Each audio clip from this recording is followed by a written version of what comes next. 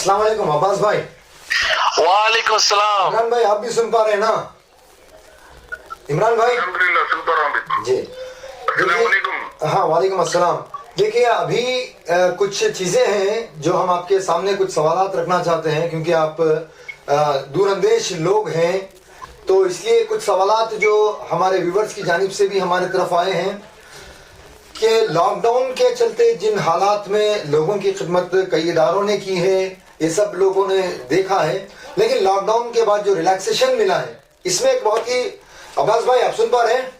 जी जी बिल्कुल बिल्कुल। लॉकडाउन के बाद अब जो हालात पैदा हुए हैं, अब मान लीजिए कि अगर किसी घर के अंदर, किसी फैमिली के अंदर 4 लोग नौकरी कर रहे थे, तो 2 लोगों को छुट्टी हो गई है और 2 लोगों की तनख्वाह कम हो गई, यानी आमदनी कम हो गई है।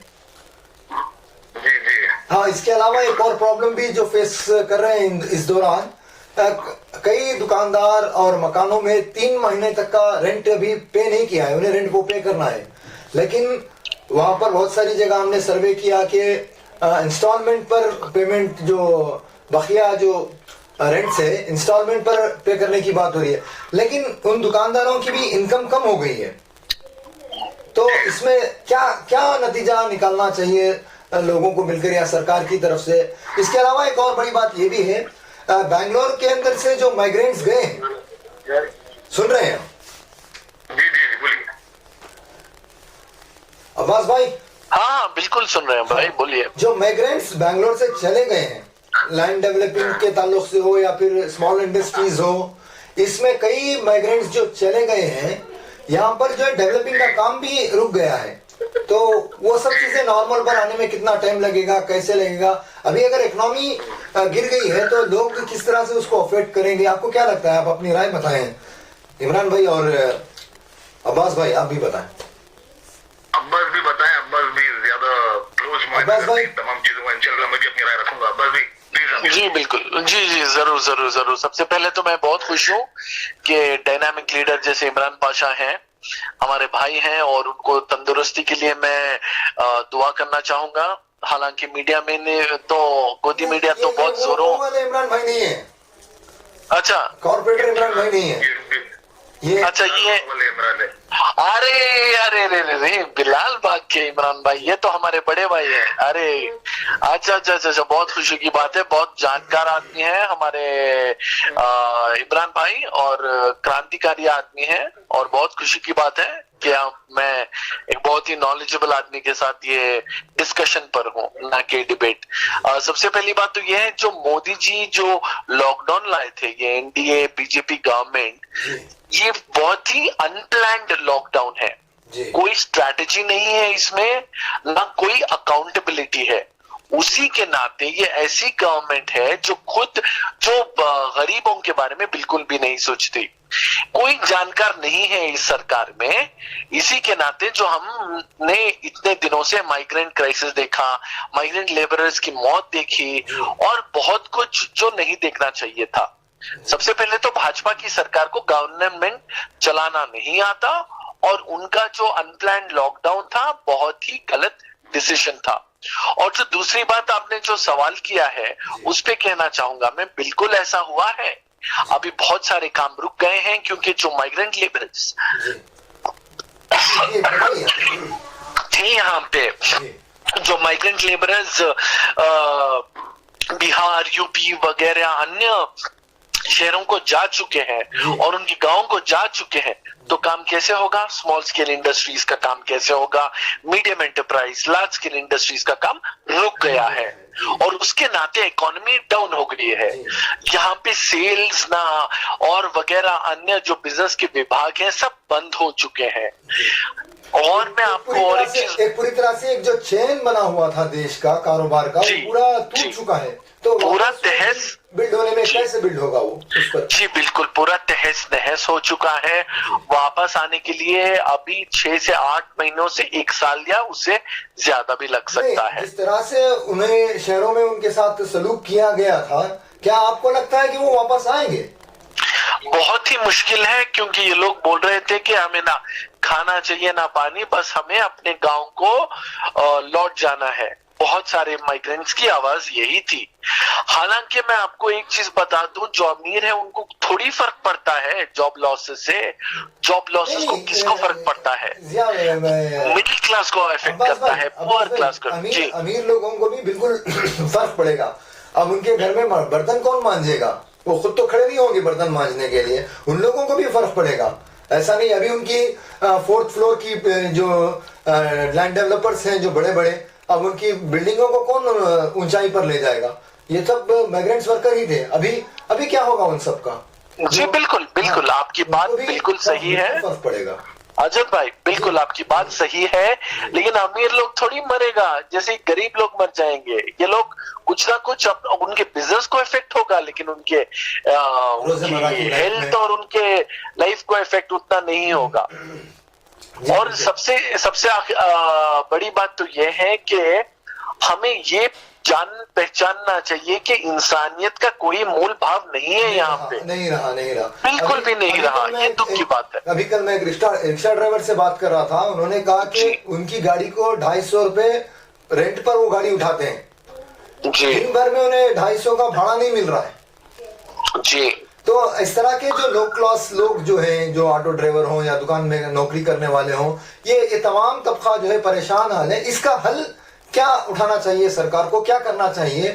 क्या कौन आगे बढ़ेगा इनकी देख रेख पूछ के? अभिजीत बैनर्जी जो है नोबेल लॉरेट है, प्राइड ऑफ इंडिया है, इकोनॉमिस्ट है, उनको जो नोबेल प्राइज पुरस्कार दिया गया था, उन्होंने कहा कि ये सरकार को डायरेक्ट कैश ट्रांसफर करना चाहिए। कैश ट्रांसफर बहुत जरूरी है। आप 20,000 करोड़ का, 20 लाख करोड़ का पैकेज लाते हैं, कहां से लाते हैं? पहली बात, आप गरीबों को लोन पे लोन देंगे लेकिन फ्री कैश ट्रांसफर नहीं देंगे। लोन की बात करते हैं आप माइग्रेंट लेबर्स के लिए, लेकिन कैश ट्रांसफर की बात नहीं करते। कैश ट्रांसफर होना चाहिए। अगर एक तरीके से उन्हें लोन मिल भी जाता है, तो रिफंड कहां से करेंगे जब उनके पास काम धाम ही नहीं रहेगा? जी बिल्कुल, ये सवाल सही है। हमें ये समझना चाहिए कि जो सरकार है, सरकार किस लिए है? हमारे बेहतरी के लिए है, गरीबों के लिए है, फार्मर्स के लिए है, सभी के लिए है। लेकिन जब सरकार खुद निकम्मा काम करे, कुछ साइंटिफिक टेम्पर ही ना हो, गौ गोबर गौ मूत्र की बात करके खत्म कर दे, तो वहां पे कहां से कुछ भी हो सकता है माइग्रेंट लेबरर्स के लिए। तो मैं ये इन सब का जो भी ये जो गलती हुई है, ये सरकार की गलती हुई है और सरकार को माफ नहीं किया। सिर्फ माइग्रेंट्स ही नहीं बल्कि आम शहरी भी आ रहे हैं, क्योंकि 2 करोड़ भाई साहब, 2 करोड़ जॉब लॉस हुए हैं हिंदुस्तान में। पता है आपको? 2 करोड़ जॉब लॉस। ये सरकार तो कुछ जॉब्स तो नहीं ला सकती, लेकिन जॉब लॉस जरूर कर सकती है। नहीं, अभी इमरान भाई बताएंगे। इमरान भाई, मैं इमरान भाई से सुनना चाहूंगा। ये तो वो आंकड़े हैं जो काउंट में हुए हैं। जैसे पेटी शॉप्स में नौकरी करने वालों की गिनती के बगैर 2 करोड़ है। पेटी शॉप्स में जो नौकरी कर रहे थे उन लोगों की भी जॉब लॉस हुई। अभी वहाँ कारोबार ही नहीं है तो वो पेमेंट कहाँ से करेगा? तो ये भी आंकड़े और ज्यादा गए हैं। तो इन लोगों का क्या हाल होना चाहिए? क्या होगा इनका? मैं सबसे पहले आपको ये बताना चाहता हूँ, देखिए लॉकडाउन से पहले हमारा जो जीडीपी था वो बिल्कुल गिरा हुआ था। ठीक है जी, बिल्कुल गिरा हुआ था। अब वो जीडीपी रिसेशन में आ गया है। अब लोग डिप्रेशन में जाने वाले हैं। ठीक है, और जब लोग डिप्रेशन में जाते हैं तो लोग अपने आप पे जो सुसाइड कर लेते हैं। आज ही का मैं आपको वाकया बताता हूँ। 34 years old Sushant Rajput Bollywood actor, बहुत दुखद भरी उनकी खबर हम लोग सुनी। उनका जो घर का रेंट था वो 4.5 लाख रुपए था। ठीक है, पता नहीं अभी न्यूज में मैंने देखा 4.5 लाख रुपए महाना रेंट पे करते थे। वो किस वजह से डिप्रेशन में गए, और उनके पास इतना काम था, वो उतना काम कर रहे थे, और डिप्रेशन में जाने के बाद उन्होंने अपने आप को जो है हैंग किया और सुसाइड भी कर लिया। और आप सारे चैनल्स वो सारी चीजें आज देख रहे हैं। लेकिन जीडीपी पहले कम था, कमजोर था, वापस हम लोग रिसेशन में आए हुए हैं, और रिसेशन के बाद पब्लिक डिप्रेशन में जाएगी, और जब पब्लिक डिप्रेशन में आएगी तो ये सारे हादसे होंगे। ठीक है, तो जैसे जी बताइए मेरी बात सुनिए जी। देखिए, हमारे अब्बास भाई ने जो है गवर्नमेंट के ऊपर बहुत सारी अच्छी बातें की हैं। मैं आपको बताता हूँ, सीए के ताल्लुक से आपको मैं बताऊंगा। सीए में यह दावा था कि बाहर के लोगों को अंदर लाएंगे। ठीक है, बाहर के लोगों को अंदर लाएंगे, उनको खाना देंगे, उनको रहने की जगह देंगे, उनको काम देंगे। ठीक है, ये इनका विचार थे, ये इनके एजेंडे थे। जबकि जब लॉकडाउन के अंदर यहाँ के लोगों को न खाना मिल रहा है, न रहने के लिए जगह मिल रही, बल्कि यहाँ के लोग मर रहे हैं। क्या बात है, जबरदस्त, जबरदस्त, सही कहा, सही कहा इमरान भाई, बिल्कुल सही, प्रोवाइड करेंगे, बिल्कुल सही। इस बुनियाद पर सीए कराने हैं। हाँ, आप जब खुद के लोगों को कुछ नहीं दे सकते, ना राशन, ना काम, ना जॉब, बाहर लाने के लिए बात करें, सही बात इमरान भाई, मैं इस बात में आपके साथ हूँ। माँ खैर, बिल्कुल, जहाँ पर घर के ही लोगों को, वतन के जो शहरी है उन लोगों के लिए ही खाना पानी।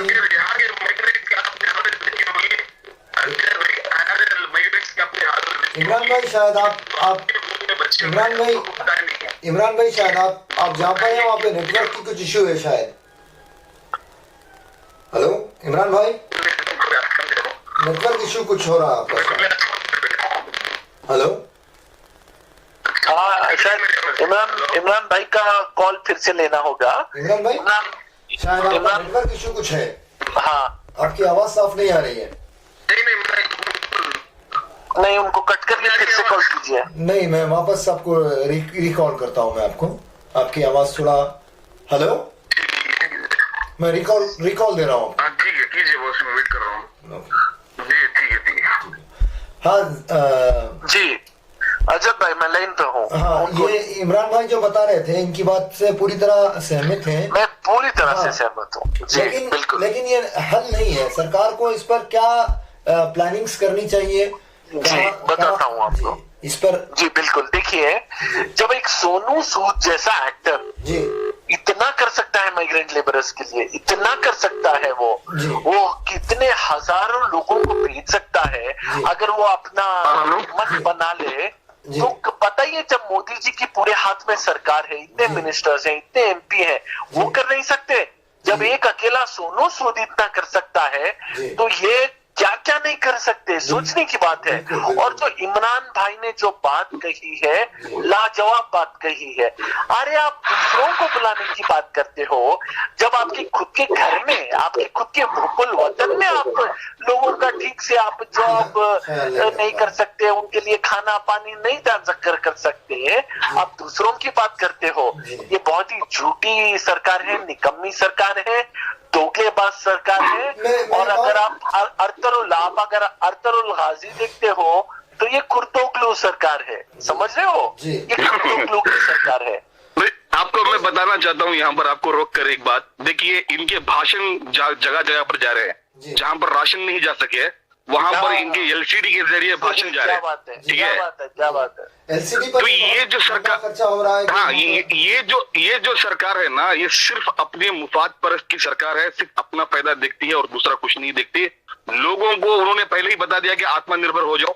ठीक है, कि भाई हम कुछ नहीं कर सकते, आपको जो करना है आप ही कर सकते हो, क्योंकि अगर आप हमारे भरोसे पे रहोगे तो आप भूखे मरोगे।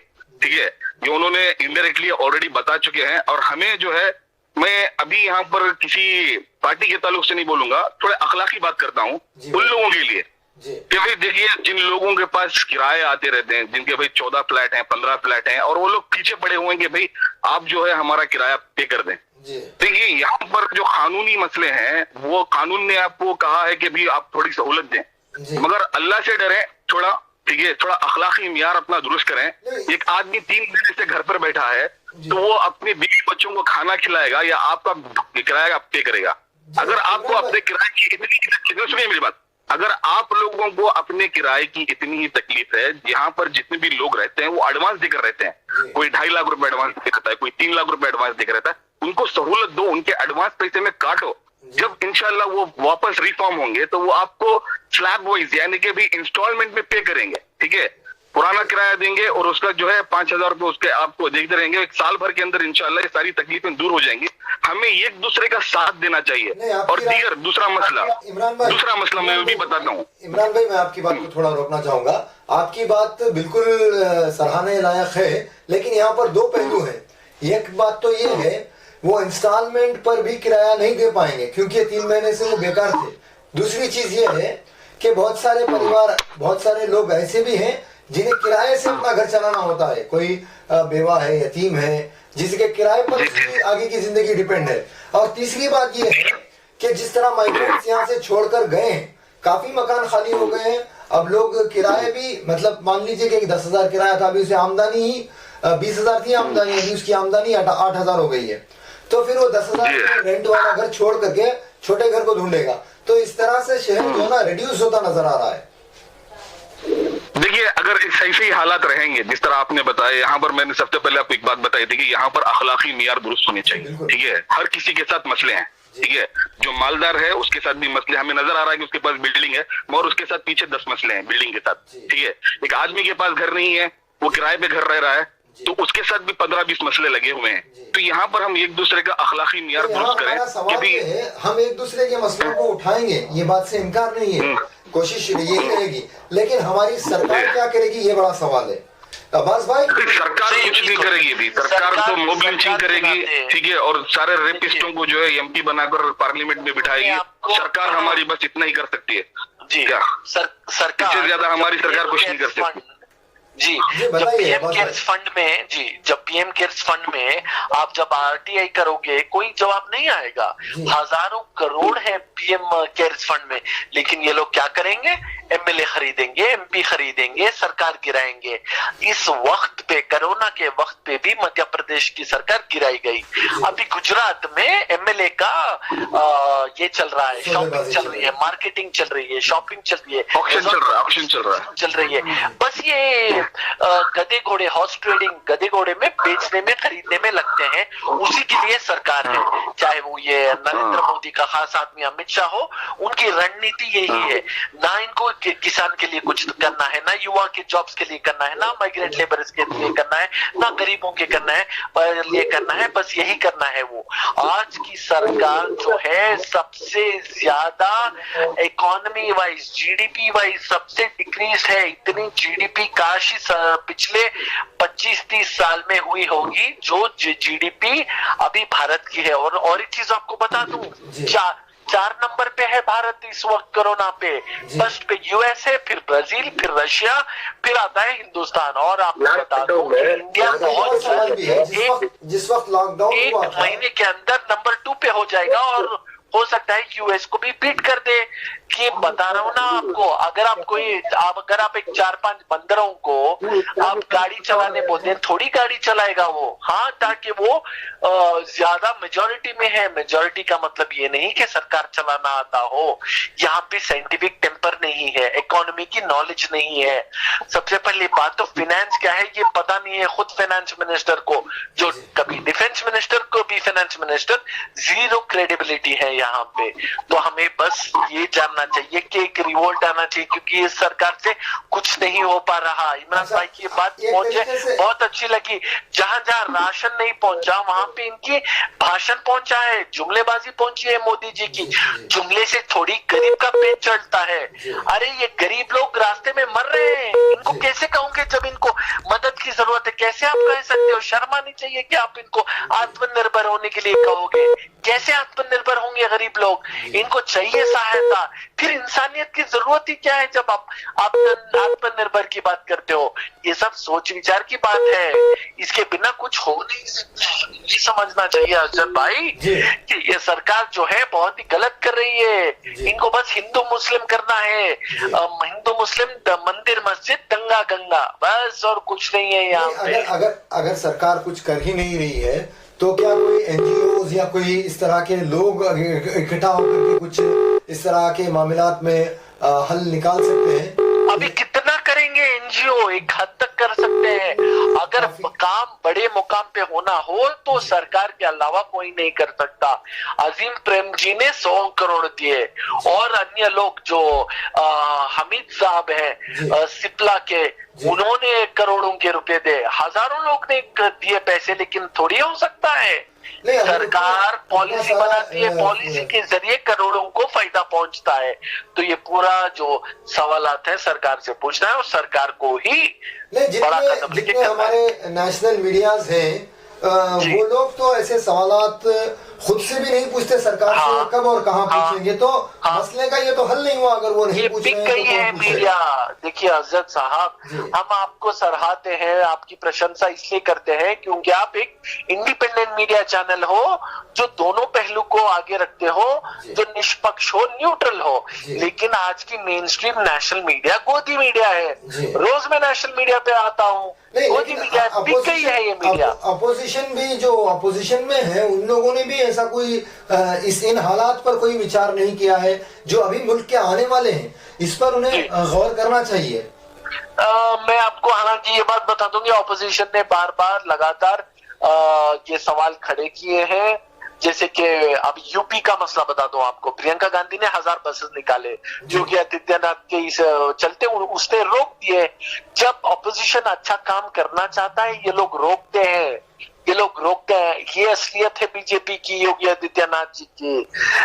जब प्रियंका गांधी माइग्रेंट लेबरर्स के लिए 1000 बसेस निकाले ताकि उनकी सहायता हो, ताकि वो लोग घर पहुंचे, लेकिन माइग्रेंट लेबर्स तभी तमाम लोग को ये जानना है किसने रोका? योगी आदित्यनाथ ने रोका, ये आदमी ने रोका।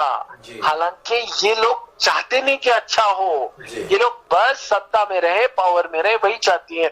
और मीडिया को इन्होंने पैसे दे के खरीद लिया है, सब मीडिया का रेवेन्यू इन्हीं से आता है। तो क्यों मीडिया कोई भी बोलेगा? मीडिया हालांकि क्वेश्चन करना चाहिए। मैं खुद एक जर्नलिस्ट हूँ, बैचलर्स ऑफ जर्नलिज्म किया है मैंने, मास्टर्स ऑफ मीडिया, और हमें सिखाया जाता है कि जर्नलिज्म का फोर्थ पिलर ऑफ कॉन्स्टिट्यूशन कहा जाता है, और हमें सवाल रूलिंग गवर्नमेंट से करना है। लेकिन आज की बिक गई है मीडिया, वो रूलिंग गवर्नमेंट को हैसियत नहीं है सवाल करने की। वो सवाल किसको करती है? ऑपोजिशन को करती है। क्या ऑपोजिशन पावर में है? नहीं है। तो ये मसला है मीडिया का हिंदुस्तान। तो कुल मिलाकर मसले का हल क्या होना चाहिए, और मसले का हल क्या होगा? मसले का हल ये होना चाहिए कि आप अभिजीत बैनर्जी की बात समझिए, सुनिए, जिसने कहा है कि डायरेक्ट कैश ट्रांसफर कीजिए, और जहां जहां गरीब हो उनको राशन पहुंचाइए, कैश ट्रांसफर कीजिए। हर तरह से आपकी पूरी गवर्नमेंट पहले गरीबों को, लॉकडाउन की टॉप प्रायोरिटी गरीबों को बचाने में लगाइए, माइग्रेंट लेबर्स के लिए बचाइए, फार्मर्स के लिए बचाइए, जॉब लॉसेस के लिए बचाए, फिर इकोनॉमी पे आप ध्यान दीजिए। ये बात सहने अगर मोदी जी सुन ले तभी हमें बेहतरी हो सकती है, नहीं तो बेड़ा गर्क हो जाएगा, डूब जाएगा। चीज भी है, मैं आपसे बात करना चाहूंगा इसमें, जो है ना, जहाँ इकोनॉमी गिरती जा रही है, जिस तरह से जॉब लॉसेस हो रहे हैं, एजुकेटेड क्रिमिनल्स पैदा हो सकते हैं, हालात ऐसे लग रहे हैं। हाँ बिल्कुल हो सकता है। अरे एपोकलिप्स भी हो सकता है, लूट मार मच सकती है, क्योंकि अगर घर में खाने को खाना नहीं, पीने को पानी नहीं, क्या करेगा इंसान? चोरी चकोरी, क्राइम सीन बढ़ जाएगा। तो ये सरकार को सोचना चाहिए, समझना चाहिए, और सही कदम आगे रख के बढ़ना चाहिए, नहीं तो और ज्यादा से ज्यादा तहस नहस हो सकता है, बर्बादी आ सकती है। इस पर हम यही दुआ करेंगे कि सरकार हो, इस पर फौरन वो लोग ख्याल करें, इस पर जहन करें कि इसको कंट्रोल कैसे करना चाहिए, और रेंट पर भी गौर करें। जो जॉब लॉसेस हुए हैं उन पर भी, जहां पर आपने 2 करोड़ का कुछ आंकड़ा आपने बताया था, लेकिन मैं आपको बता दूं वो आंकड़ा जो आपने बताया है वो सिर्फ जो हिसाब मिला है उसका है। इसके अलावा भी बहुत सारे हैं जो पेटी शॉप में थे, वो सब काउंटलेस है, उनको अगर जोड़ देंगे तो शायद 5 के ऊपर चला जाएगा। बिल्कुल सही बात। एक मुझे वाकया याद आ रहा है, जैसे कि हमारे आदरणीय मोदी जी ने कहा था कि पकोड़े वाले का काउंट नहीं मिलता। आप जब पकोड़ा खरीदने के लिए कोई आ ही नहीं रहा है तो उसका जो जॉब लॉस हुआ है वो भी शायद काउंट में नहीं आया। बिल्कुल सही कहा आपने, एब्सोल्युटली राइट। मानता हूँ। देखिए हिंदुस्तान एक ऐसा मुल्क है जिसके अंदर, हिंदुस्तान एक ऐसा मुल्क है जिसके अंदर तकरीबन 200 मिलियन पीपल जो इंडियंस है वो डिप्रेशन के साथ सफर करते हैं, ठीक है। अभी जो हालात हैं ये गिनती बढ़ जाएगी, ठीक है। 200 मिलियन से हो सकता है 500 मिलियन भी हो जाए, ठीक है। अब यहाँ पर हमें ये सोचना चाहिए कि अभी हम इन हालात से किस तरह से लड़ें। देखिए गवर्नमेंट तो हमारे साथ कुछ करने वाली नहीं है, आप भी जानते हैं, मैं भी जानता हूँ, आधा हिंदुस्तान जानता है। अनुभक्तों को छोड़कर सारा हिंदुस्तान जानता है, अनुभक्तों को छोड़कर सारा हिंदुस्तान जानता है कि भाई गवर्नमेंट कुछ करने वाली है नहीं।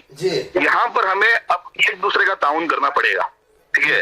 एक दूसरे के साथ हुस्ने सुलूक करना पड़ेगा और जो है एक दूसरे का इकराम करना पड़ेगा। अगर हम लोग बिल्कुल गवर्नमेंट की तरह अगर लोगों पर बिगड़ना शुरू हो जाए और लोगों पर केसेस ठोकना शुरू हो जाए कि ये रेंट नहीं पे कर रहे हैं, ये नहीं कर रहे हैं, वो नहीं कर रहे हैं, तो हालात बद से बदतर हो जाएंगे। ठीक है, ऐसा हो जाएगा कि लोग चलने फिरने डरेंगे, लोगों के अंदर जो लूटा मराठी शुरू हो जाएगी। ठीक है, कोई हिम्मत से हाथ पर फोन लेकर नहीं जाएगा रोड पे, फोन छीने जाएंगे, सारी ये चीजें जो है ना, सारी बर्बरी क्राइम बढ़ेगा, क्राइम बढ़ेगा। तो यहाँ पर अभी एज एक आम नागरिक के नाते मैं एक ही बात कहना चाहता हूँ हिंदुस्तान की आवाज से कि भी एक दूसरे का इकराम करें, एक दूसरे की कदर करें, एक दूसरे को सपोर्ट करें। उन पर उसके घर में अगर खाना नहीं है तो वो कहाँ इकराम कर पाएगा? उसका छोटा 6 महीने का बच्चा दूध से भूख से बिलबिला रहा है, वो नहीं, मैं क्या बता रहा हूँ, देखिए मैं उन लोगों को बता रहा हूँ। देखिए अभी मैं बताता हूँ अज़द, मैं आपको बताता हूँ कि अभी जब लॉकडाउन था तो मर्सी मिशन ने काम किया, प्रोजेक्ट स्माइल ने काम किया, रहमत ग्रुप ने काम किया, ऐसे बहुत सारे इदारे जो है और बहुत सारे प्राइवेट लोगों ने जिनके कोई इदारे नहीं है उन लोगों ने भी काम किया। देखिए अपनी अपनी जात से अपनी अपनी ताकत के ऊपर जो है ना उन लोगों ने ताउन किया और लोगों तक खाना पहुंचाया। बिल्कुल। अभी लॉकडाउन ओपन हो गया है तो लॉकडाउन ओपन होने के बाद मसले और बढ़ गए हैं। ठीक है, बिल्कुल। मैं इन तमाम इदारों से गुजारिश करता हूँ कि भी इसके ऊपर नजरसानी करें। ठीक है, वहां तक पहुंचे जहाँ आज भी लोग परेशान है। मुझे इंडिविजुअल कॉल्स आते हैं, प्राइवेट कॉल्स आते हैं, आज भी आ रहे हैं। हम आपकी आवाज के जरिए एक अपील भी करना चाहेंगे इमरान भाई, अब्बास भाई जी, जितने सारे मुख्तलिफ इदारों ने अलग अलग अपने अपने दायरे में काम किया है, अगर वो एक प्लेटफॉर्म पर आए को तो कुछ एक बड़ा काम हो सकता है। अब वो अपनी अपनी पार्टियों से वो एक अलग चीज है।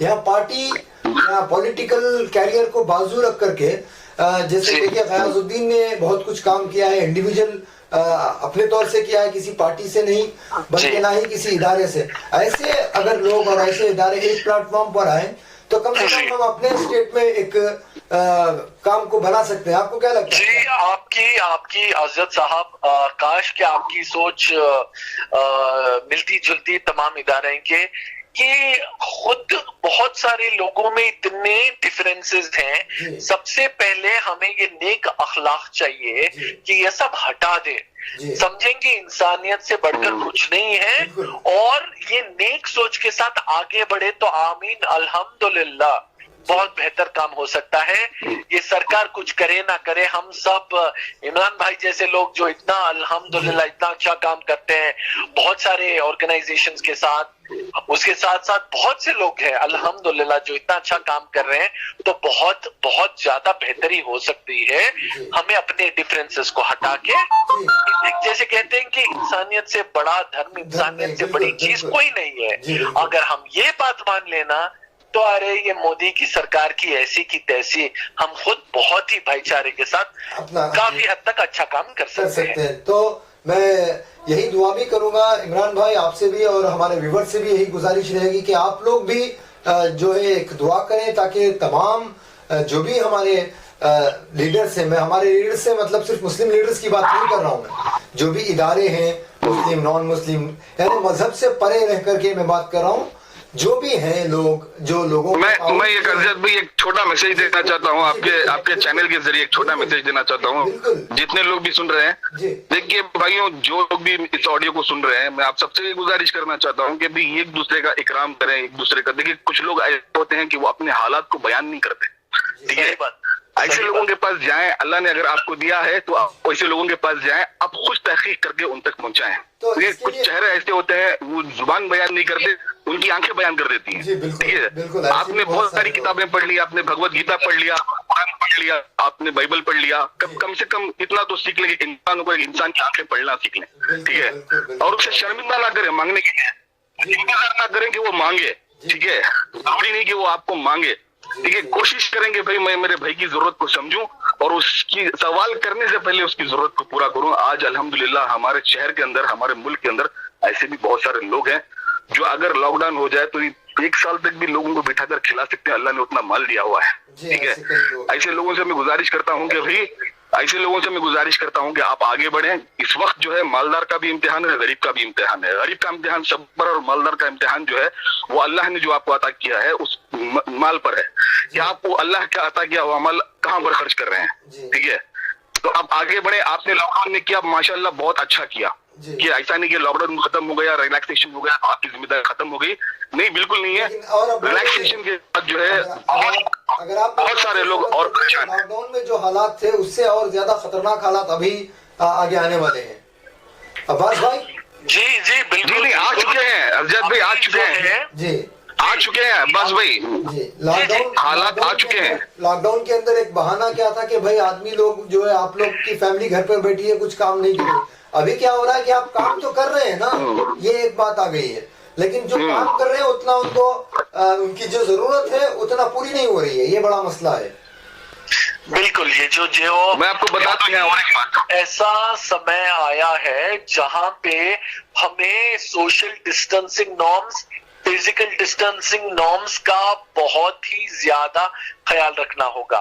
उसी के साथ साथ सैनिटाइजेशन से, हमें जो प्लास्टिक से, पीपी से, हर तरह से इसको करना चाहेगा, क्योंकि जब इंडिया में लॉकडाउन किया गया था केसेस बहुत कम थे, अभी इंडिया नंबर 4 पर है, तो इसकी बहुत ज्यादा 18 घंटे मेहनत की है हमारे मोदी जी ने, इंडिया को 4 नंबर पर लाने 18 घंटे रोज मेहनत करते हैं वो, ठीक है जी बिल्कुल बिल्कुल, इंडिया 4 नंबर पे है। आपकी बात को सही मानता हूँ। मैं यहाँ पर रोकना चाहूंगा कि हमें शर्म की बात है कि हमारा देश जो है 4वें नंबर पर किसी गोल्ड मेडल लेने के लिए, या ओलंपिक गेम में, या क्रिकेट में, या किसी स्पोर्ट्स में, या इकोनॉमी में नहीं, बल्कि कोरोना पेशेंट्स की क्वांटिटी में पहुंचा है। देखिए अरशद भाई, देखिए शर्म आपको होगी, शर्म मुझे होगी, शर्म इमरान भाई को होगी, लेकिन जिस सरकार, जिस भाजपा का जमीर ही मर गया हो, क्या शर्म होगी उनको? बेशर्म के पास कौन सी शर्म है, कौन सी लाज है? दर्द करने की बात है ये कि 4वें नंबर पर हम, अफसोस और दर्द करने की बात है कि हम 4वें नंबर पर हैं। मैं एक बात अब्बास जी, मैं यहाँ पर एक जिम्मेदारी के साथ ये भी बात बता दूं, हम भाजपा के ताल्लुक से बोल रहे हैं, ठीक है जी, कि भाजपा और दूसरी जो पार्टियां हैं वो पार्टियां भी क्या कर रही हैं, ठीक है, वो ऑपोजिशन में, ये जरूरी है उनको। इमरान भाई नहीं, अपोजिशन में क्यों आवाज क्यों नहीं उठा रही? कम से कम आवाज तो उठाओ। नहीं, ये बात आपकी सही है। नहीं, मैं क्या बता रहा हूँ अरशद भाई, आवाज उठाइए ना कम से कम। ये आप कुछ मत कीजिए। इमरान भाई ने बहुत सही जवाब दिया है। बिल्कुल, ये सवाब लाजिम है, जारी है, ऑपोजिशन को आवाज उठानी है। मैं यहाँ पे एक हद तक कांग्रेस सरकार की बात करना चाहूंगा, जहाँ पे मैंने अर्लियर मेंशन किया था, जब शायद कॉल नहीं जुड़ा था इमरान भाई के साथ, जी यूपी गवर्नमेंट में जो योगी आदित्यनाथ जी, महान मुख्यमंत्री योगी आदित्यनाथ है, जब प्रियंका गांधी ने पूरी कोशिश की कि 1000 व्हीकल्स, बसेस सब मिला के मदद की जाए माइग्रेंट लेबरर्स की, लेकिन यही है जो चीफ मिनिस्टर है, जो माइग्रेंट लेबरर्स उसको घर को पहुंचाना चाहते थे, उसने खुद रोक लगा दी। किसने की? भाजपा की। ये तमाम व्यूअर्स सभी जाने। और क्या हो गया है, गोदी मीडिया में, मैक्सिमम मीडिया में यहाँ पे सवाल ऑपोजिशन को करते हैं, सवाल भाजपा को नहीं करता।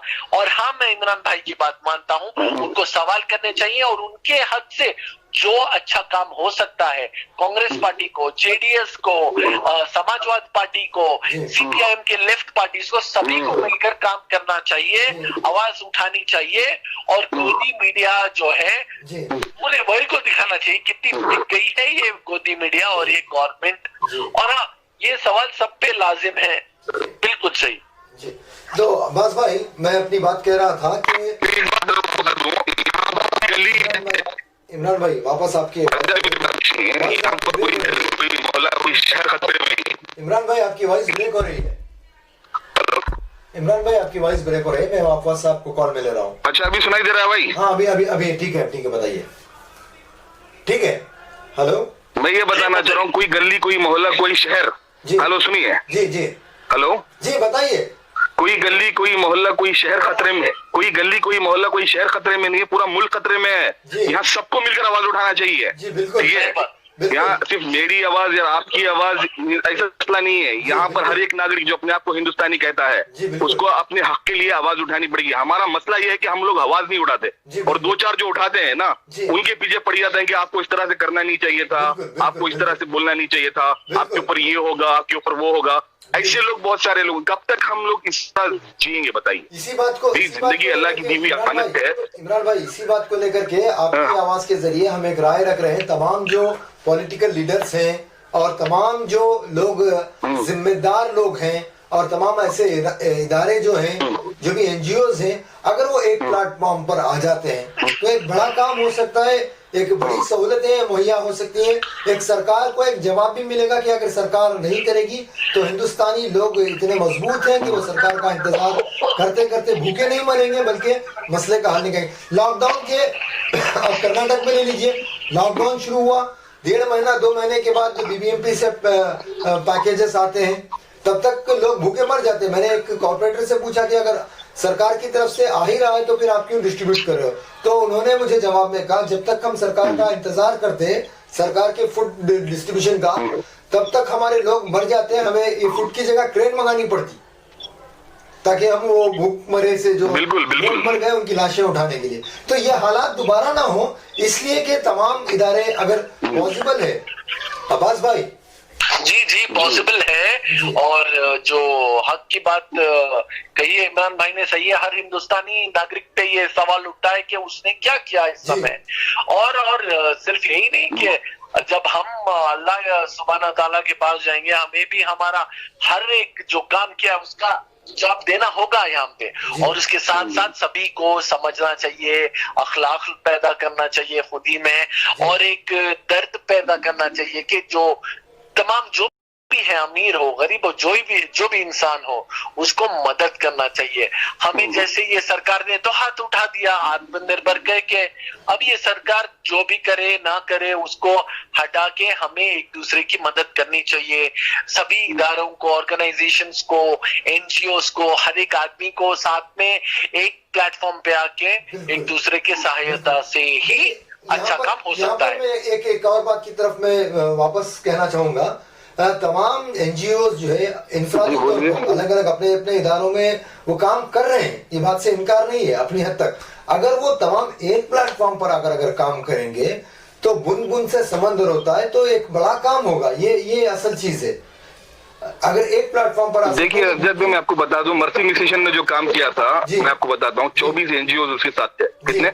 24 एनजीओ। जी बिल्कुल। मैं शायद गिनती में कमजोर हूँ, 24 भी थे या उससे भी ज्यादा थे, मुझे एग्जैक्टली पता नहीं, बट 20 के ऊपर थे एनजीओ उसके साथ थे। उन्होंने काम किया और बहुत ही अच्छा काबिल तारीफ काम किया है, और इतना अच्छा काम किया। 24 घंटे काम करते थे, हर जगह पहुंचे वो, हर जगह गलियों में पहुंचे, करियों में पहुंचे, गाँव में पहुंचे, और हर घर तक पहुंचकर जो है उन्होंने अपना काम किया है। बिल्कुल इसी के बिलमुकाबिल प्रोजेक्ट स्माइल था, उन्होंने भी काम किया। रहमत ग्रुप था, उन्होंने भी काम किया, और बहुत सारे इदारे थे जो हमें नहीं जानते। मर्सी मिशन, उन्होंने भी मर्सी मिशन को ज्वाइन किया था, रहमत ग्रुप ने भी, अब जो नाम बता रहे हैं। बाद में ज्वाइन किया, पहले वो इंफरादी कर रहे थे, बाद में शायद उन्होंने ज्वाइन किया होगा, बट पहले वो इंफरादी कर रहे थे। रहमत ग्रुप का मैं जानता हूँ पर्सनल, यासिर सेठ साहब जो वो सारी कार्रवाई कर रहे थे, उनको मैं जानता हूँ पर्सनली, तो पहले शुरू कर रहे थे। तो मैं क्या बता रहा हूँ, ऑलरेडी मैं एक बात बताना चाह रहा हूँ, 24, 25, 30 जी, जो वो इंफरादी कर रहे थे, जितना काम हो रहा था, वर्किंग टुगेदर इज सक्सेस। जब इन्होंने मिलकर एक प्लेटफॉर्म पर काम किया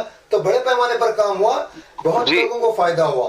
अगर वो इंफरादी तौर पर काम करते, वही बताना चाह रहे, मान लीजिए, 1 मिनट में आपको बता, नहीं मैं वही बताना चाह रहा हूँ, शुरू में क्या हुआ था, जैसे जैसे चीजें स्टार्ट हुई और बाद में जो चीजें, जो एनजीओ बाद में मर्ज होने लगे, तो बड़े पैमाने पे काम हुआ। मैं ये बता रहा हूँ कि इन लोगों ने बहुत ही उम्दा और बहुत ही आला तरीन काम किया हुआ है, ठीक है। ऐसे लोगों को मैं यही चाह रहा हूँ कि नजरसानी करे, यानी कि दूसरी नजर देखें कि अभी लॉकडाउन ओपन हो गया, रिलैक्सेशन हो गया, ये मतलब नहीं कि लोग एकदम खुशो-खत्म है और बहुत सारी अच्छी जिंदगी जी रहे हैं, ऐसा बिल्कुल नहीं है।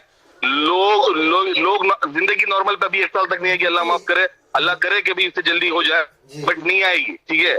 तो मैं चाहता हूं कि ऐसे, अभी स्कूल की फीस के मसले हैं, ठीक है। स्कूल इटली बोल रही है कि कोरोना को, जो यहाँ के हिंदुस्तान के लोग, हिंदुस्तान की जो स्कूल है वो क्या बोल रहे हैं, कोरोना जाए ना जाए, आप कोरोना से पहले मरते होंगे, पहले स्कूल की फीस भर के बाद में मर जाओ, ये हिंदुस्तान के स्कूल बताते हैं, ठीक है।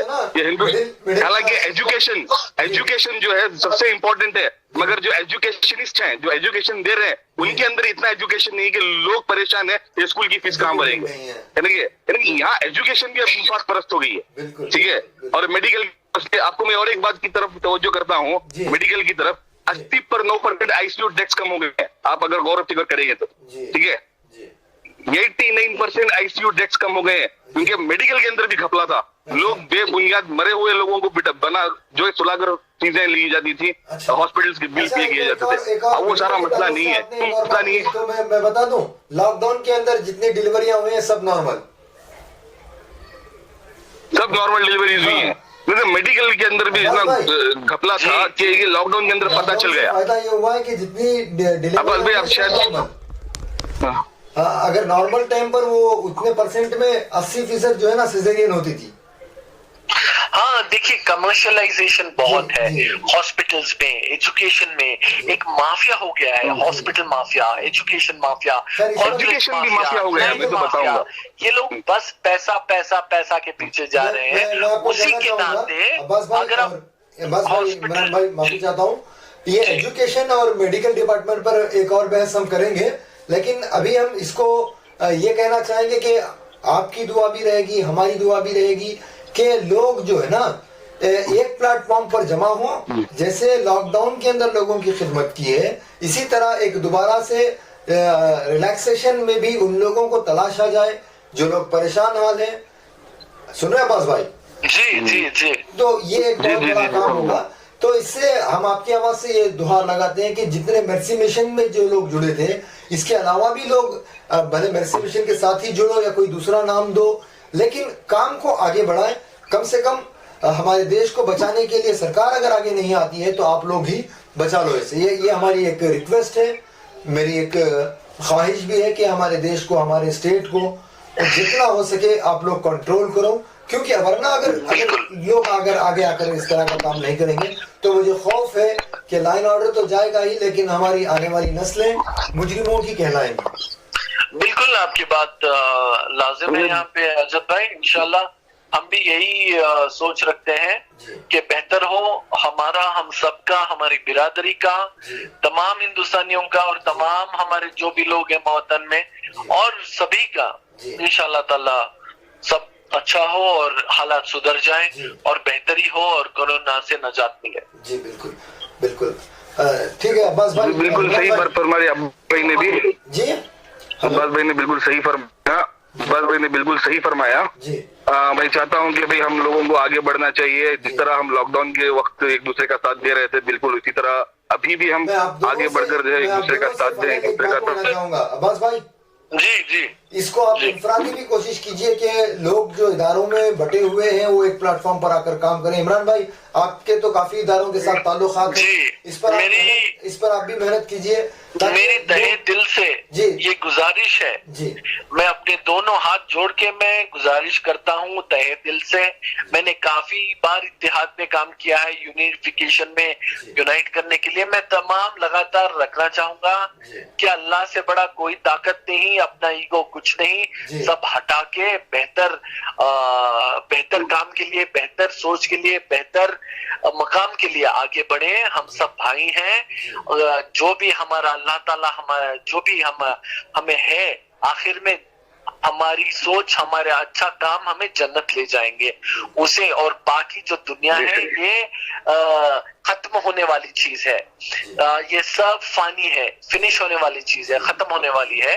उन सबको हटाकर तहे दिल से मेरे तमाम भाइयों से गुजारिश करता हूँ कि जो भी डिफरेंसेस हैं उसको हटाइए और एक भाई होने का मरकज कीजिए और आगे बढ़िए। जी बिल्कुल बिल्कुल ठीक है। बिल्कुल दुरुस्त फरमा दिया। सुप्रीम पावर अल्लाह का है, ठीक है, सुप्रीम पावर सिर्फ अल्लाह का है। हम हमारे पास उतनी ताकत, हम कमजोर है। कोरोना ने हमें कमजोर कर दिया, ठीक है, कोरोना ने हमें कमजोर कर दिया। हम बेबस हो गए, लाचार हो गए, हमें पता नहीं कि हम क्या करने वाले हैं और क्या करेंगे, ठीक है। ये आपस में, जैसे अब्बास भाई ने हमें बताया कि आपस के जो ईगोस हैं वो खत्म करें और जो हम लोग कौम के लिए, कम्युनिटी के लिए, इंसानियत के लिए। हेलो, बिल्कुल सही बात। इमरान भाई आपकी वॉइस ब्रेक हो गई है। तो नाज़रीन, हमारी भी यही दुआ है, जैसे अब्बास भाई और इमरान भाई ने बताया कि आप लोग एक प्लेटफॉर्म पर जमा होकर के अगर काम करेंगे तो एक बहुत ही बड़ा काम कर सकते हैं। फाइनली हम आपसे वर्किंग टुगेदर इज सक्सेस, अगर आप एक प्लेटफॉर्म पर आते हैं तो एक बहुत अच्छा काम हो सकता है। बिल्कुल इमरान भाई। हाँ बिल्कुल बिल्कुल, इसी तरह जो है हम करें। हाँ जी जी, हाँ जी फरमाइए अरशद भाई। नहीं बस इतना ही, बस यही दुआ है कि हम सब मिलकर आगे भी काम करें। इंशाल्लाह अल्लाह हमें कुव्वत दे, ताकत दे कि भी आगे भी हम काम कर सकें। हमारे अंदर वो सलाहियत नहीं है, बस अल्लाह हमें कबूल कर लेगा तो इंशाल्लाह आगे भी हम करेंगे। इंशाल्लाह जिस तरह से पहले किया है आगे भी इंशाल्लाह हम करते रहेंगे। अब्बास भी आपसे बात शेयर करके बहुत अच्छा लगा। मैं सबसे आखिर में कहना चाहूंगा कि अब्बास भाई आपने अपना कीमती वक्त, इमरान भाई और अब्बास भाई आपने अपना कीमती वक्त दिया आपकी आवाज़ के लिए। मैं आपका तहे दिल से शुक्रिया अदा करता हूँ कि आप लोग कौम और समाज के लिए तमाम लोगों की फिक्र में जिस तरह आप बहस करते हैं, जिस तरह आप अपनी राय रखते हैं, बहुत अच्छा लगता है कि आगे भी आप लोग हमारे साथ बने रहेंगे इंशाअल्लाह। तो आप लोगों से भी और हमारे व्यूवर्स से भी मैं इजाज़त चाहूँगा कि वेरी शॉर्टली री अपडेट के साथ हम आपके साथ मिलेंगे। अस्सलाम वालेकुम। जरूर, बहुत बहुत शुक्रिया आपकी आवाज़ मिलाने का, बहुत बहुत शुक्रिया।